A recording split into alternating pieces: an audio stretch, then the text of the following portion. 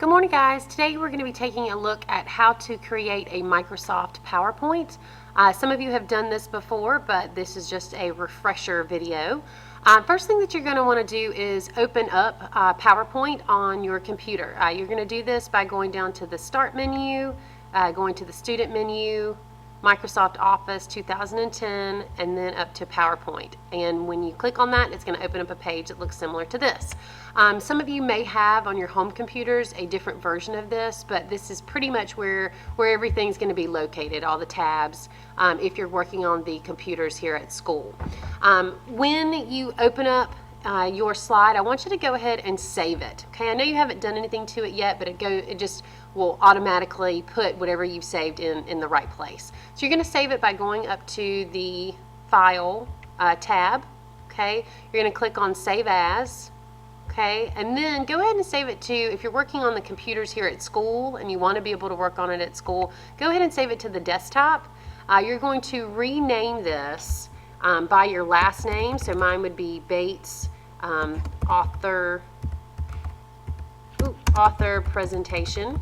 So go ahead and put your last name and then what the presentation is. Okay, so what the PowerPoint's on, and then click Save. But notice here, desktop is clicked. Okay, and then click Save. If you don't put it on the desktop, it could end up in any of the catacombs of the computer, and we may have a hard time finding it. I don't want this to be something that gets lost. Okay, and then you click Save. After you've made some changes, I want you to save it to the desktop again, but then I want you to save it to your web locker.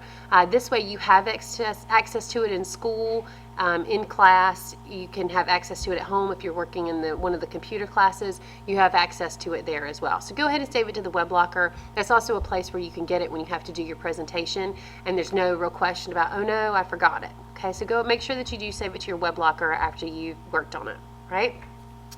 One of the neat things about PowerPoint is it gives you some options about what you can put or how each slide is going to look. Here it's on a slide that says adding a title. So let's say I was doing a presentation on William Shakespeare. Okay, so I might put his name here, and then I can do a subtitle, which would be a secondary title that can kind of tease the audience a little bit about what you're going to discuss. So William Shakespeare, the man, the myth. Okay, so something kind of clever like that at the bottom. Notice that you can, if you kind of go along the dotted lines, you could move this up if you wanted to. You can make this smaller. Most of you know this. And again, resize it if you wanted to.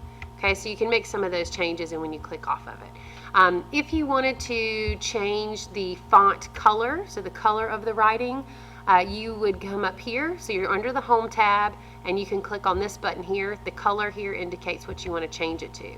So let's say I wanted to change this to blue or green or purple. Okay, and then I just click on it and that change will be made. Okay, and then I can change these. If I want to change the font similar to what you would do in Word, you can change this here. One of the clues I'm going to give you, see it's changed it to the fancy writing there. One of the clues I'll give you for any presentation that can be seen on a screen, like a computer screen or on a screen like the Promethean board, you want to have something that's called sans serif font. A serif is the little extra lines that you see on the edges. You can see it here. If we change this to Baskerville, you can see these extra little edges here on all the letters. That is a serif, okay? And that makes a writing easier to read if it's in a book or on print. Calibri here is a sans serif, okay? So notice here, you're missing all those little edges on the ends of the letters. If you're going to show something on a screen, a sans serif font is easier to read. Okay, so I want you to choose a sans serif font. And if you look up here, you can see there's a lot of them. You have Calibri, Agency, Arial is a very good one to choose, Arial Narrow. You have all those choices, okay? Another quick tip is that you want your PowerPoint to be really easy to read. So most of the font sizes that you're going to choose should be 30, so here they have 32, at least 32. I would suggest even starting at the 40s or higher. Okay, so at least in the 40s or higher, and that makes it easy for people to read it at the back of the room. Okay, So we're going to go ahead and stick with that. And this one is, we can see up here it's 32, so that is a fine size. All right. So let's say we want to add a slide. We're going to do that. Again, we're on the home slide, and we're going to click on new slide. Okay, and they're giving me some options about how I want to do it. It's going to give standard, a standard slide, which is where you would put the title of this slide and then add your text in here. Here, they're giving you options. Do you want to insert a table, which would be like a chart, a graph, smart art or clip art, a movie? So you can click on those, whatever you want to add, and it'll help you. Or if you don't want this kind of slide, let's say you just want to do a picture. This might be a really good choice, the title and content. So that's similar to what we already have up here.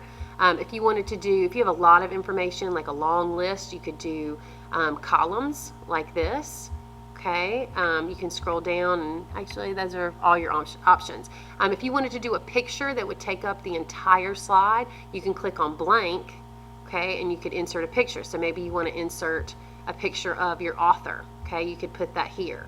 I think a better idea if you're going to do an author would be still this same slide where you would put the name of the author, okay,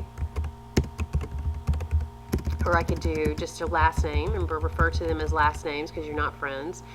Shakespeare, and then maybe put the date of the picture.